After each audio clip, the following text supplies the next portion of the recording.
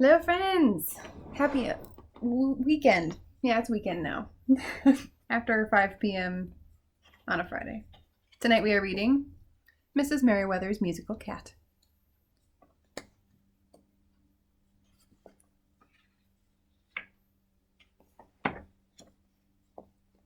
Mrs. Merriwether was an ordinary lady who lived in an ordinary house on Peachtree Lane, an ordinary street in an ordinary town. She always wore an ordinary brown dress, and every morning she drank a cup of coffee before she checked the mailbox. Then Mrs. Merriwether sat down with her second cup to read the paper. Every day of the week was exactly like the other, except for Tuesdays. On Tuesdays, the 3 children of Peachtree Lane came to her house for piano lessons. Mrs. Merriwether wanted her pupils to enjoy practicing, so she let them play the kinds of music they liked best. At 3:30 came Morton Highbrow. He mangled Mozart and Mendelssohn. He butchered Bach and Brahms. "He's getting better," Mrs. Merriwether told her neighbor, Mr. Crump, when he called each Tuesday to complain. At 4 o'clock came Florence Danube. Floating waltzes were Florence's favorite, but she had trouble keeping the beat without Mrs. Merriwether's help. When Florence's lesson was over, Mrs. Merriwether had to hold her head to make it stop bobbing. At 4:30, Rhonda Rockwell bopped in to play her favorites from the top 40. She had energy, she had fire. She had no talent. But Mrs. Merriwether admired her spirit, even if Mr. Crump did not. One warm summer day, Mrs. Merriwether was playing a love song and thinking about her younger days. Suddenly, a stray cat leaped onto the piano and began waving its tail in time to the music. Mrs. Merriwether was entranced as the cat's tail led her to the end of the piece. Her playing had never sounded better. "How did you get in here?" Mrs. Merriwether asked. The cat jumped down and meowed. "You look hungry," said Mrs. Merriwether. "I'll get some milk." She named the cat Beethoven. By Tuesday, Mrs. Merriwether and Beethoven were great friends. He came and went as he pleased, ate whatever Mrs. Merriwether fed him, and sat on the piano while she played. When Morton sat down for his lesson, Beethoven sat down too, curling his tail into a soothing arc. Morton's stiff back relaxed, his muscles unclenched, and his fingers skimmed swiftly over the keys. Before Mrs. Merriwether realized what was happening, she grabbed her broom and began conducting as if there were a symphony orchestra performing. The music was so glorious she couldn't help herself. "Morton, that was magnificent," she gasped. "Wow," said Morton. "Do you suppose the cat's tail did it?"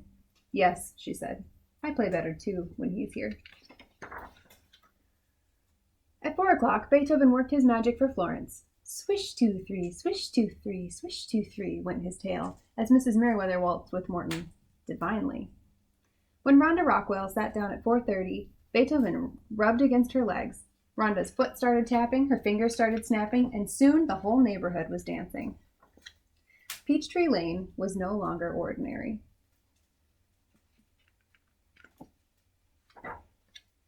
Over the next weeks, the pupils became better and better musicians. Their parents went about with bright, smiling faces.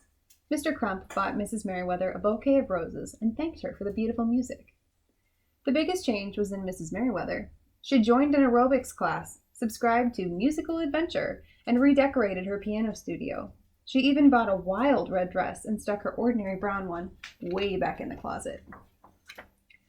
But one Tuesday, the happy world on Peachtree Lane fell apart. Beethoven didn't show up at 3:30. Morton Highbrow played a concerto by Tchaikovsky, but it sounded like a polka by Pumpernickel. Mrs. Merriwether said, "Don't worry, Morton, he's just late." Florence Danube played a rapturous waltz, but her 1-2-3s kept coming out 3-2-1s. Mrs. Merriwether said, "Don't worry, Florence, maybe Beethoven forgot today." When Rhonda Rockwell arrived at 4:30 and saw that Beethoven wasn't there, she sat down to cry. Mrs. Merriwether said, "Don't worry, Rhonda." Then she cried too.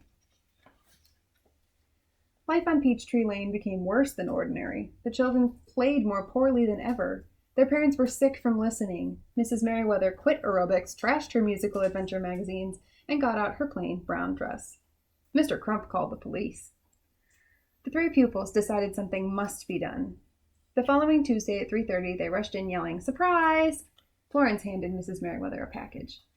"A metronome," said Mrs. Merriwether. "This is a good idea." She set the metronome on her piano, and it started tick-ticking. Mrs. Merriwether and her pupils sadly watched the metronome's arm swing back and forth, back and forth. "It keeps the beat," said Rhonda, "but it's sure not Beethoven." Just then a thud shook the piano. Beethoven curled himself around the metronome, waving his tail with the tick-tick. "Beethoven, you're back!" cried Mrs. Merriwether and her pupils. Beethoven jumped down and led them outside, where they could hear the metronome's tick-tick echoing under the house. Soon Beethoven marched out with his tail waving 1, 2, 1, 2, 1, 2. Behind marched 3 furry kittens with tiny tails waving 1, 2, 1, 2, 1, 2. "Beethoven's a mom! A musical mom!" Florence shouted. Then the whole ensemble marched into the house. And Peachtree Lane was never ordinary again. Thanks for reading. Have a good night.